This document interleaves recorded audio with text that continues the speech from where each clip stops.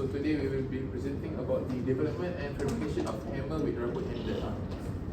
So my name is Anastasia Kim Muhammadi. This is my friend Yugetiran, Ruben and Amirul.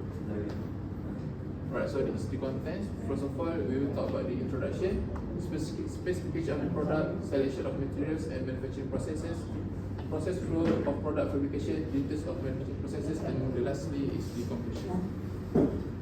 So for the introduction, what is the hammer? The hammer is a tool that we use to demolish things or to help create things.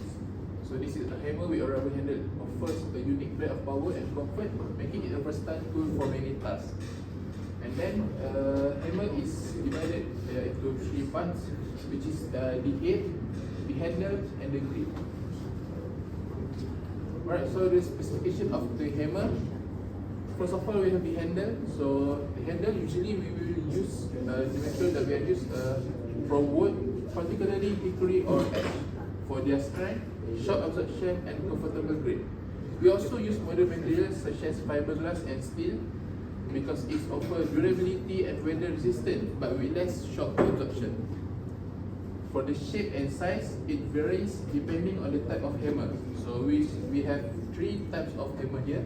First of all, we have claw hammer. It has straight or curved handles for better leverage during nail pulling. And then we have slash hammers, which have long, thick handles for delivering powerful blows. And then mallets, which have short, stubby handles for control strikes. And then for the head, we usually it made from various materials like steel, nylon, or even another type of rubber. Each with its own advantages and application. So like nylon have a better shock absorption, but steel is more harder. And for the shape, it depends on the intended use. The head could be flat, round, dead block, or have a specialized surface for tasks like prying, shaping, or setting tile. So for the weight, it comes in various weight, from lightweight mallets for delicate tasks to heavier sledgehammers for demolish works. And lastly, for the grip, the material is usually we use texture rubber, providing superior grip even when hands are sweaty or oily. For the shape, it's designed for ergonomic comfort, so with a slight bulge towards the bottom for better control. So some handles even might have groove or rim for enhanced grip. Shock absorption, the rubber effectively dampens vibration from strikes, reducing hand fatigue and protecting joints. And for its durability, rubber handles are generally tougher than wood and less prone to splintering or cracking. That's all for me. So for the material selection, there are four materials typically used for the head. First is the steel. Steel is hard and also durable. Second is alloy. For example, we use brass as a material for the head. Next is titanium and also wood. For each of these material has its own advantages and disadvantages. So next, in this case study, we selected to use steel instead of three other materials. Why? Because first it has a high strength, so it can withstand a heavy load, and also it is also durable, making it able to withstand a high amount of fatigue. And the third reason is steel is also a versatile material. We can adjust the composition of the carbon in the steel to make it harder or also softer. The fourth reason is the steel is a hard material. It can withstand a lot of force and for a repeated use. And the fifth reason is it is also a corrosion resistant. So for hammer, we might use it in a humid and also wet condition environment. So having a high corrosion resistant material as the handle or the head, making it much more durable, and we can use it for a longer term. Okay, now I will explain the process flow of product fabrication. So now I explain how the head of the hammer will be processed. So firstly, as Anurul said before, we use steel in this case. So there are a few types of steel that we can use. One of them is 4340 steel. from there, we will proceed to the shaping process. So in shaping process, there are actually three main process. First, we need to heat the metal, and then we'll go undergo forging process and then cooling process.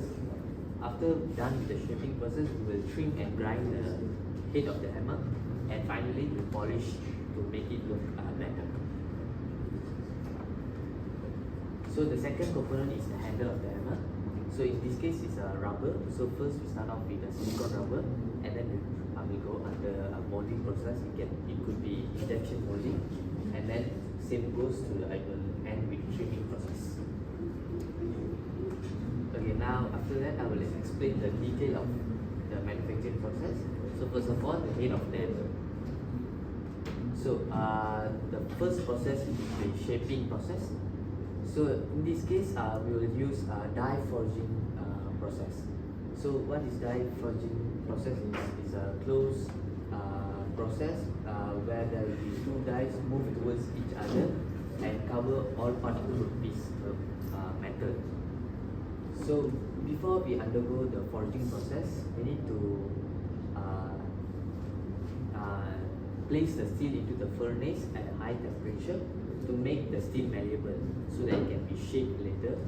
After that, the heated raw materials will be placed bottom of the die where it will take the shape of the hammer.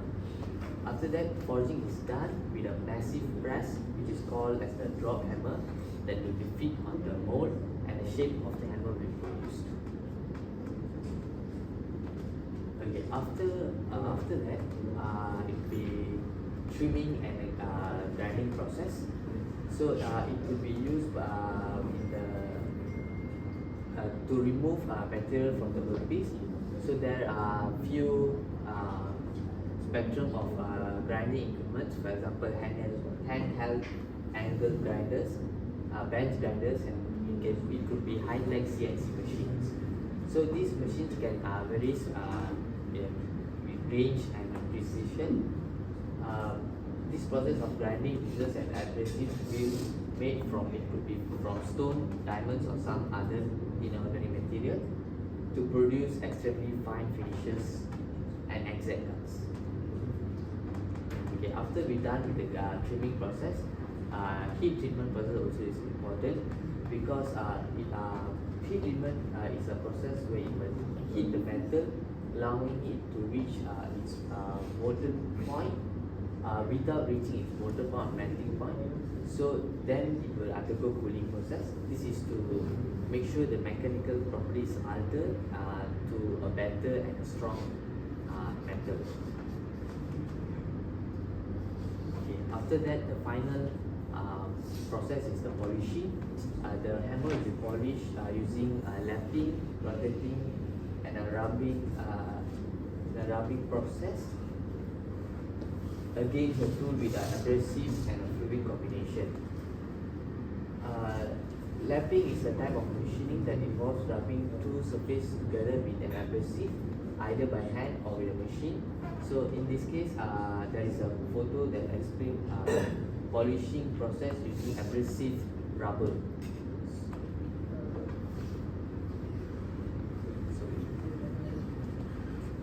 Right, so hello doctor. So I'm going to explain about the next part, the important part, the handle bit. So I'm going to explain more details next slide. Right, so here we can see the first process of injection molding of preparing part of the handle.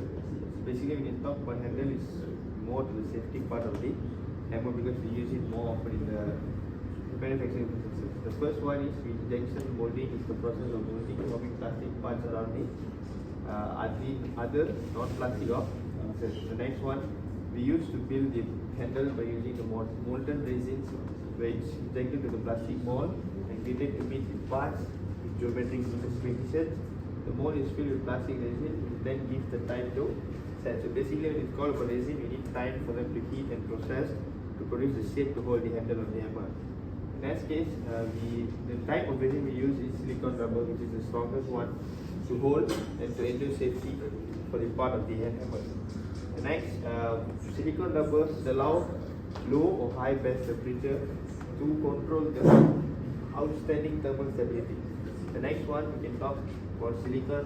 This maintains the elasticity at low temperature, making it the best material to use for the application. Each situation with high temperature, so basically low or high, and also more to safety.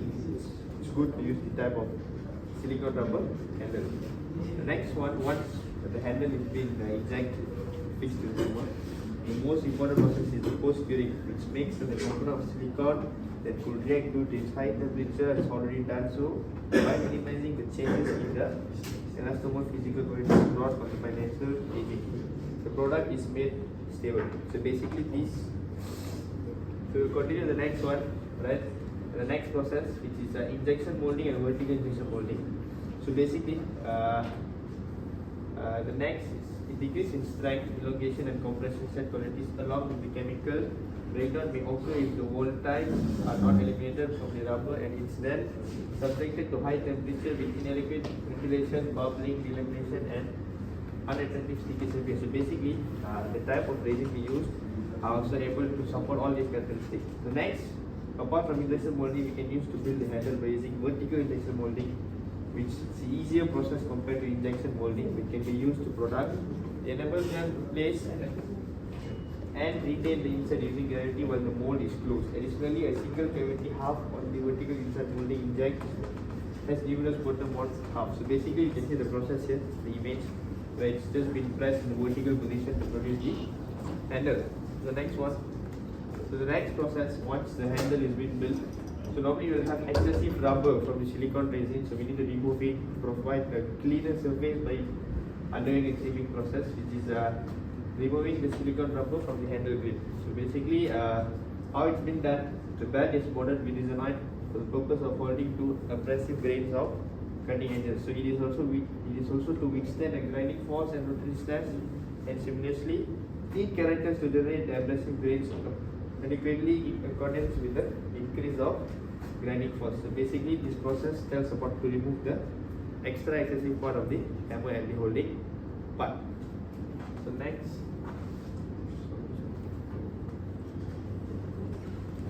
So conclusion is there is consists of a total part of 8 parts, which are the neck, head, claw, face, handle, and grip. As stated above, the hammer was separated into two main components, which is the head and handle grip. So there will be total 2 types of processes. The first component is very crucial as it has to undergo several processes in order to achieve the shape and strength of the idle hammer, because the head of the hammer is the main component that will be used for doing other works. Besides that, it will undergo trimming process, which is done to correct the dimension, to remove excess materials, which eventually forms into a proper hammer-like shape. Followed by the heat treatment process to improve the strength of the head, and finally polishing is done to produce a smooth product. The second component is rubber grip, which provides solid hold to the user, avoiding slipping when using the handle.